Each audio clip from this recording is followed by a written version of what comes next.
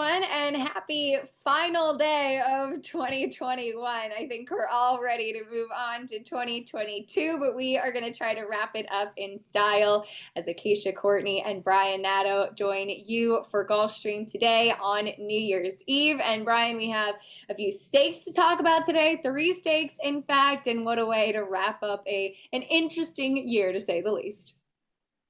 Yeah, without a doubt. I feel like we've been here a year ago, not you and I, but in the kind of the same general sphere. So onward and upward in 2022. And like you said, we wrap it up with a bang today. 8 races. We start right off with the stakes at 12:30. So there's a lot to look forward to. And then, of course, tomorrow, Saturday, 6 stakes on tap on New Year's Day. So hopefully everybody has a safe and happy New Year's Eve into New Year's. And like we said, onward and upward. Let's get here 2022. Absolutely. As tomorrow, New Year's Day, is a happy birthday to all of the thoroughbreds. So all of those stakes will be the newly turned 3-year-olds having an opportunity to go right into some stakes action tomorrow. So looking forward to talking about all of that with you. But today, as you mentioned, we have 3 stakes. We do kick things off right off the bat with the Janus going 5 furlongs on the turf for 3-year-olds and upward, and it kicks off the early pick 5. Yeah, and I've got a $15 ticket, 2-8 here in the opener, which we'll talk about. But I do like Karatari. The post really helps, I think, too. 136 in race 2, top pick there is number 6, Blessed Journey, a single in race 3. I would think it's time now for Lania Kea Storm, who looks tough at a short price. Scarabia in race 4, maybe a little value. My best bet of the day. It's a single in a race where I think a lot of people are probably going to have to be forced to spread a little bit. At least I have a strong opinion that a deep spread in the Via Borghese in race 5, 2, 3, 4, 7, 10. 2 on top, Candy Flower, who looks just loose and controlling, but they all kind of look the same on paper, on figures. So I'm going to spread a little bit, hope for some chaos in there. I like it. A nice sequence with 2 stakes in the mix. We bookend the card with stakes in the first and last as well. And again, kicking things off, sprinting on the turf with the Janus. To the outside, I preferred Karatari in here. You've got some big names too. The biggest thing I felt though, Brian, and I agree with you about the post, he's drawn outside the other speed, is he's actually in good form. Where some of the others, namely Extravagant Kid, who I know we're all big fans of, he's kind of off form right now. Whereas Karatari is coming off of a nice win. I think you said it perfectly, Acacia. And, Extravagant Kid's a day from being 9 now too. So not a lot of early speed. So Karatari, really gets all the best of it here. He's drawn perfectly. If he wants to lead, if nobody goes, he can. If they want to go really fast, he can press and get first run. He was a course record holder up at Saratoga. We've got Luis Saez in here. Brian Lynch's runners are all firing at the meet. And Karatari from up close on this outside attack post to me is going to be very, very tough in here. He likes Gulfstream too. He's 3 for 4 with a second on the turf course. I know you also used XY Speed. Tell me about him as he comes out of the Claiming Crown. I mean, I did. Paco's on probably going to try to take the initiative here. And he's fastest in here. I'll tell you what, if Karatari doesn't break, he's probably loose too. And you just saw last time how good he ran, dueling on the lead through crazy fractions. I got to be honest with you, I don't think he's got to run that fast today to make the point. And, with Paco aboard, and he rode last time, he knows what to do here. And so maybe he gets brave. We're only going 5, and you know how snappy that can be over this turf course. So we'll see how it plays out. So just in case, I wanted a little bit extra backup in there. I'm with you. I actually, I used Extravagant Kid in 3rd, and I had XY Speed a little bit further down. But in 2nd, I put Smokin' Jay, who I thought would kind of be the one to fly underneath the radar. And he's a cool horse. He actually gave the first stakes win to Kelsey Danner and the Allied Forces. My concern at first was that 5 may be a little bit tight for him. Did win at about 5 furlongs at Delaware a few races back. But while he's actually run well on the synthetic, I think that his races are better on turf. And so he's getting back to the grass today, drawn down to the inside. And he, I thought, would offer some value, whereas Karatari will be a short price. So I tried to use him underneath. Oh, there's no doubt about it. And if Caratari and XY Speed hook up, I mean, he's going to be sitting there licking his chops. I agree with you. This could be a little sharp for him at 5 furlongs, but he's going to run on. And as you mentioned, you look at his turf races.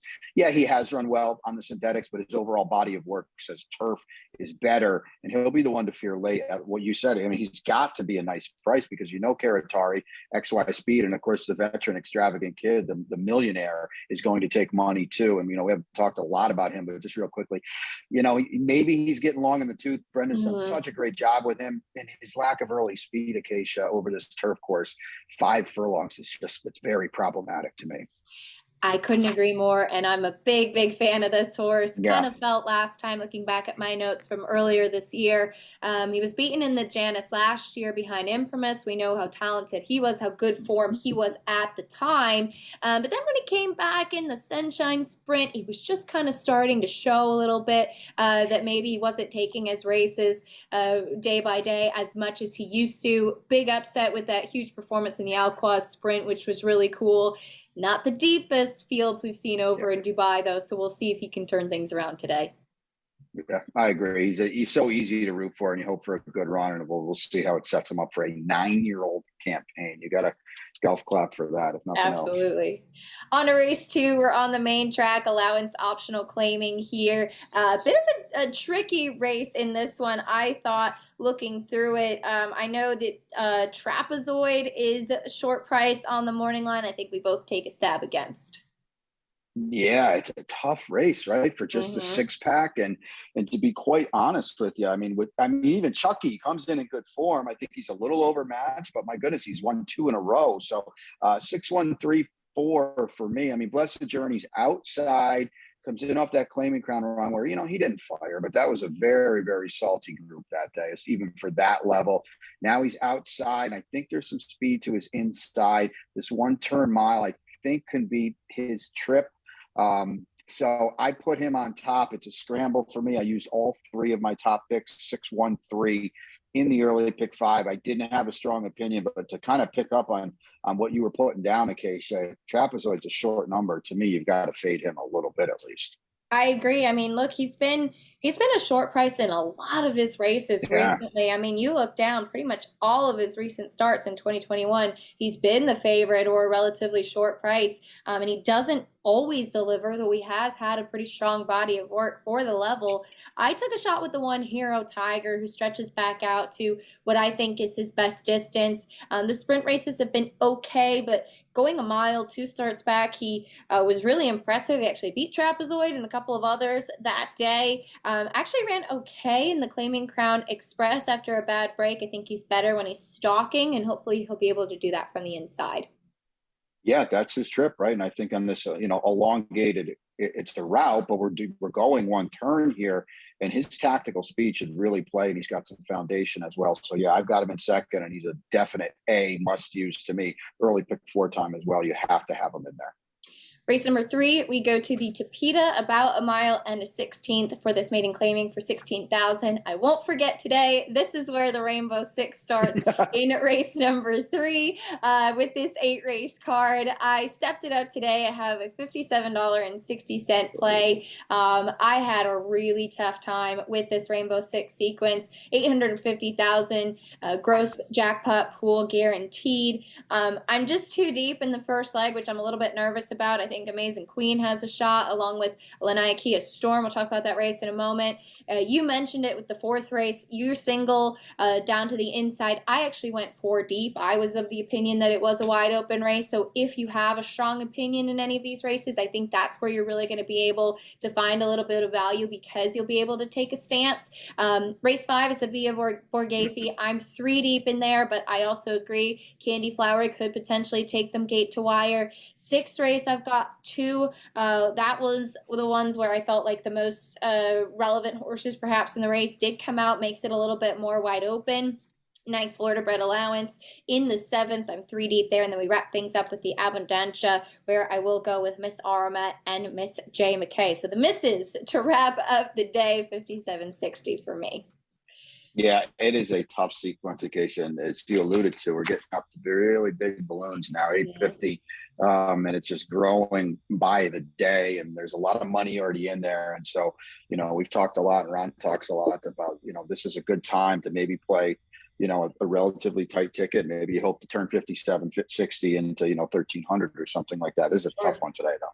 Yeah, it is, and some quality as well. But we do kick it off Yeah. with the third race. I had my long shot playing here in Amazing Queen. I see that you spotted this one too, though. I thought that she may actually take a little bit of attention today, given the fact that she was a big improvement stepping onto the Yeah. Tapeta last time out. No Nanette No was a short price favorite for George Weaver that day. I thought that she showed she could handle the trip and the surface for Dan Pita, and thought that she could be in the right spot. Well, I mean, it's right there in front of us, right? She just doesn't run at all, sprinting on the dirt. Dan gets her to the Tapeta, stretches her out to 2 turns. She's by Macho Man out of a Rock Hard 10 mare, and then all of a sudden she blows way up. And maybe it's a wedding and the funeral. We're not going to get 46 today, but a lot of times the public gets a little scared when they see a big number like that. So maybe you come back, you do get a little value today, especially with Lanikia Storm, probably a very short price. I mean, I'm with you. I've got her in second. She's to me the most likely will upset her if Lanikia Storm doesn't get it done. And I think off that last race, if you just look at that last race and you focus on that, she hits very, very hard in here. And as you mentioned, Lanikia Storm, Luis Saez, it's a big drop in class for this one. He's actually ran some okay races against State Bred Maine Special Weight. She has, so that could be a little issue that Jose D'Angelo drops her in for 16, because she's, as you alluded to, she's been very, very competitive against Florida, maiden special weight. So now she's in for 16, but they only paid 23 for her. And maybe they just want to win, and maybe this is where she's supposed to be. Luis Saez, as you mentioned, takes her the reins today, and she can be placed anywhere. And I just maybe wonder, because Luis could be aggressive too. He says, you know what, I'm on the best horse here. We'll just put her, come and get me if you want, because I don't think you can. She got to the Tapeta last time. She got the 2 turns last time, and it's the best race she showed. She's moving forward in her form cycle. A lot of signs point to her as being very tough in here. We have a quality race in the fourth, which kicked off today's late pick 5, about 1 mile and 3/16 on the Tapeta. This should be a fun one, and I know that you have some maidens that are looking to break through after quite a few starts, but you just feel like there have to be some horses that have some ability in this race. Yeah, I agree. And this is a late pick 5 here. So, and I know you mentioned you went 4 deep in the rainbow, and I get lucky because it's either that, my best bet of the day is number 1 Scarabia. If not, it is a spread race. I mean, you could literally go 6 or 7 deep here, and you can go 5 or 6 deep and not have the winner. So the ticket changed because, as Acacia alluded to, the scratches in race 6 were pretty important. So I've got a single here. Then we spread in leg 5, race 5, leg 2, 2, 3, 4, 7, 10 for me. And then in race 6 is where it kind of blows up a little bit for me, because I do think Awesome Family was a definite single. Now I go 4, 4, 5, 9. We've got 2, 4 in race 7 in reverse order. So Determined on top, but I think he's a very logical single for a lot of people. I'm a little tread lightly with him. We'll talk about that. And then in the finale, 2, 5 in the actual order. Miss Armand is going to be very, very tough because I think she's loose again. But I will put Introduced in there as well. And that's a good renewal of the Abadanza to wrap up our card. So there we go there. It's $30 now. Yeah, looking forward to that one for sure. But as we kick off the sequence, again, 1 mile and 3/16 on the Tapeta maiden special weight for fillies and mares. I'll let you take it away with Scarabia to the inside. She really ran very well on the synthetic last time out, and you certainly have to give her a lot of credit, as that was against the boys too. Yeah, well, yeah, you picked up on it. It was against the boys. It was longer too, so she actually cuts back. So she's got plenty of furlongs under her belly. Now she is 0 for 7 with 3 seconds and a third. So I get that. But I think Jack Sisterson does a good job of spotting his horses. She's well drawn in here. Her running style fits Julian Leparoux. He's ridden her before. And I just think off that race, Acacia, against males, going longer, she's got the foundation to be really tough in here. And the rest of these, and she's a little stuck in neutral too. I mean, I will readily admit that. But some of these other gals in here are seemingly, you're not sure which way they're going, and she looks like she's still moving forward to me, even though she has run 7 times. I had her in second. I agreed with everything you said. I did go to the outside with the number 7 Red Light Racer. It's just a trainer change. This one was always owned by E5 Racing. Yep. She's lightly raced. She's only raced 3 times. She faced some good company running on the turf and with Chad Brown. She comes back for Safi. Safi, first after the trainer switch with 180 plus day layoff, is 9 for 36, winning at 25% and 47% of the time in the money. It is the first time on the synthetic, but looking back at my notes from when she ran in February, I wrote that she was very long, wants to run all day, and was really a lighter frame, typically the type of physical that I look for the Tapeta. So going off of that, and obviously I haven't seen her since February, I'm guessing that she should handle the surface and the distance. It's not an easy task to come off of a 10-month layoff and run a mile in 3/16, but I thought that she was kind of the quote unquote other one and a little bit of a fresher face in some horses who, as mentioned, have run a lot of times already. Yeah, I mean, she's the one, right? I mean, if she's grown up, if she's matured, if she's ready, and then you alluded to Safi, the stats say that she is ready. She's going to be, she's clearly the one to beat here. She ran well for Chad, and I think it is, significant that Safi says, yeah, I'll start her right back on the Tapeta. No issues there at all. And her 3 races are just as good as anyone's done here. And they were as February as a 3-year-old. Now she's grown up, she's matured, she's bigger, tougher, and stronger. So yeah, she's going to be. If Safi's got her cranked and ready to roll, and she handles the surface, yeah, she's a definite scare. Beyond that, felt like Cielo de Oro and Sitting Pretty would both need to take a step forward, but could potentially be players. I think it kind of, for me, was inside and outside in this race.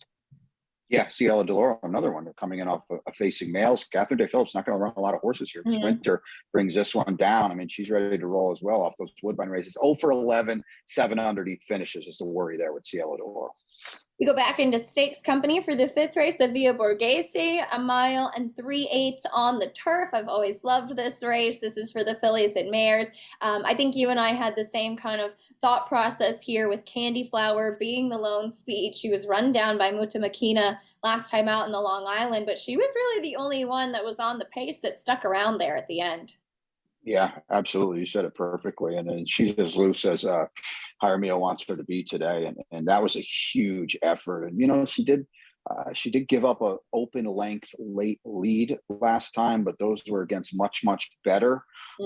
This is a class drop, and she's just loose and controlling to me. So I don't necessarily trust her fully, and to reclaim for Mike Maker, and he's really got her going the right way. She's not going to be in for a tag anytime soon.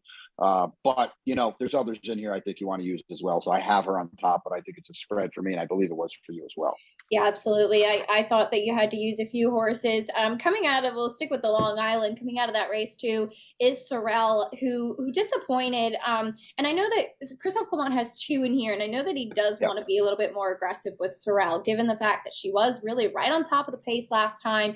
I wasn't in the paddock for that race, but I know my colleague Maggie Wolfendale thought that she really kind of needed the race a little bit off of the layoff, and I haven't seen her since then, but imagine she should be stronger coming back today. And I don't think that she and Paco are really going to let Candy Flower get too far away, given the pace scenario and given what we saw last time out. Candy Flower kind of has that recency edge, but tactically, I think Sorrel could make things a little bit interesting.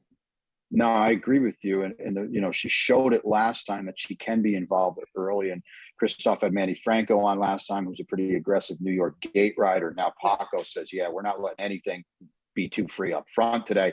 So theoretically, if Candy Flower goes and Paco's attached, maybe they get first run. They try to break this race open off the far turn. It's a class drop for her as well. You mentioned second off a pretty long layoff for, as good a horseman as there is on the backstretch with Christophe. So he's pointing, to this race, maybe a little confidence boost as well. I think Sorrel is a definite must use if you're playing this late pick 5 Rainbow, and also late pick 4 time too.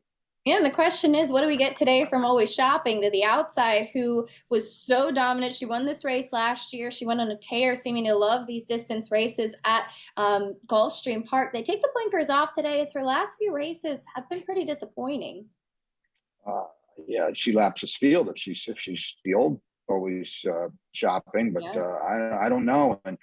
And listen, who, Todd just went in the Hall of Fame in August, so who are we to question him? But it kind of feels to me like, we're going to throw something at the wall here with the blinkers coming off, and maybe it'll stick. If not, I don't know what's the problem is, because she hasn't fired in any of her last starts, and it's not like she's been 40-1.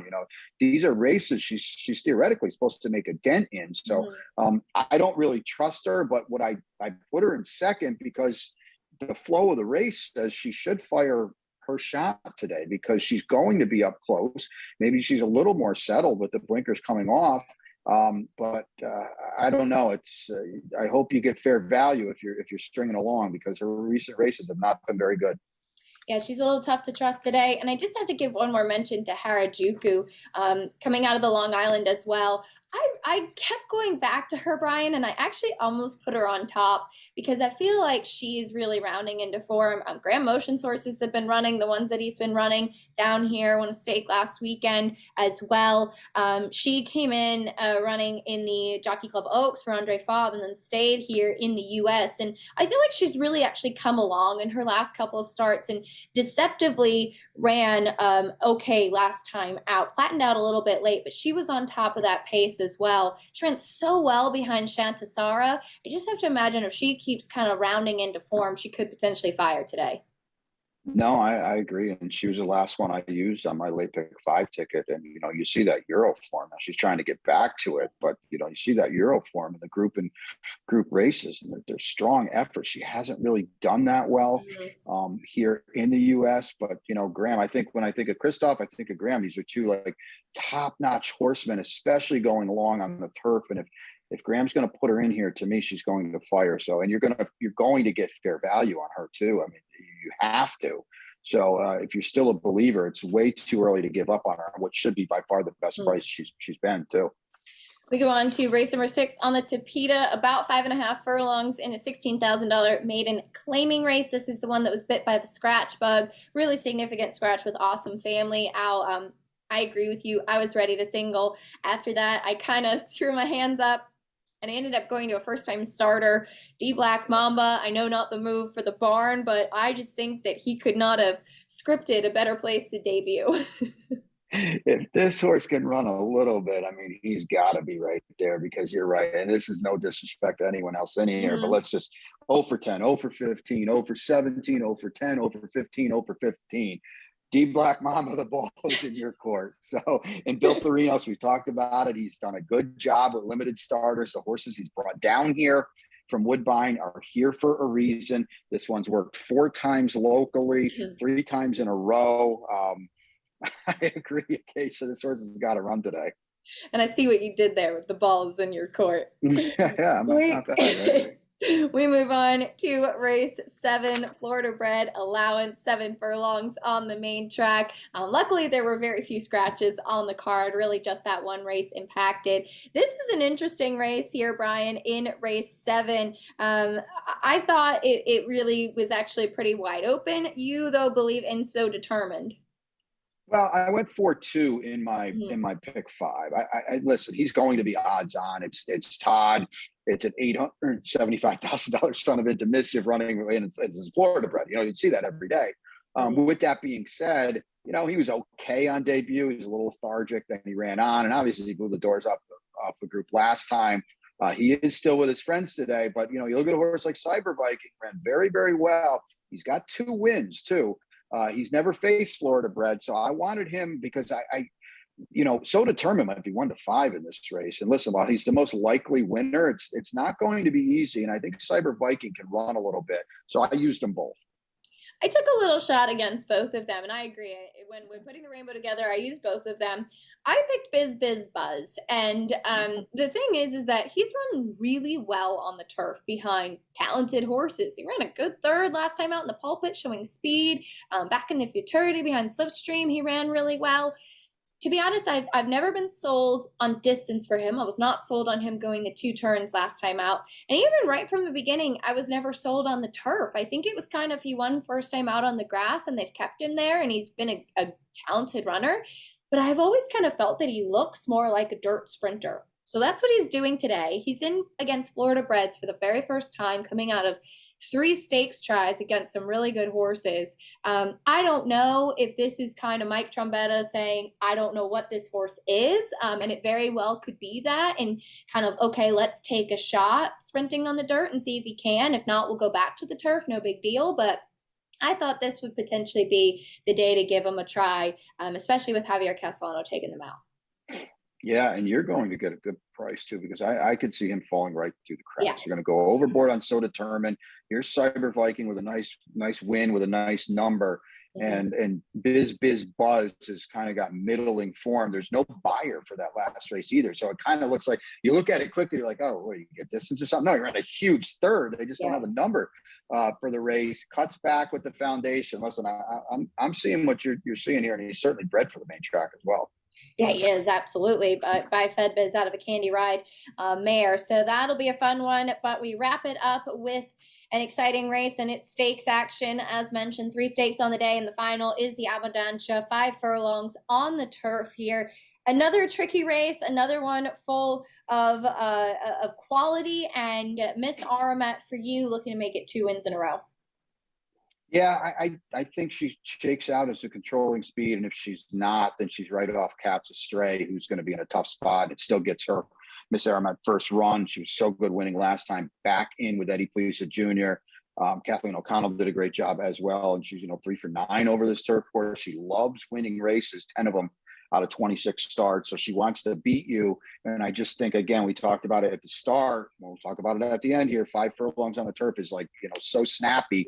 You better be close. And she checks a lot of boxes in here. Yeah, she does. She wears that extension blinker, keep her from drifting, and it's done wonders for her. She's been straight and true and just really impressive and consistent. Miss J. McKay took a big step forward last time out, and she was closer to the pace too, which I liked, and she will need to be close today going 5. She did run really well going 5.5 with the previous connections in the Coronation Cup behind She's My Type last year. So I was encouraged by that about her ability, and she's come along now as a 4-year-old. I think she needs to step up in here today to beat Miss Aramet, but I thought last time was a step in the right direction. Yeah, and it's the 3rd start of her form cycle, 3rd start with Kristoff. So like, you kind of alluded to, he's getting to know her a little bit. And typically 3rd start is going to be your best one. She was off a long layoff at Belmont. Probably got run off her feet a little bit too, coming back to the races. Well, you look at her last time and she ran really, really well. Yes, she steps back up, but she's tactical enough where it's not like she's going to drop out the back. So if somebody does go with Miss Aramet, yeah, she's going to be a threat, because she's probably going to be in the right spot off the far turn.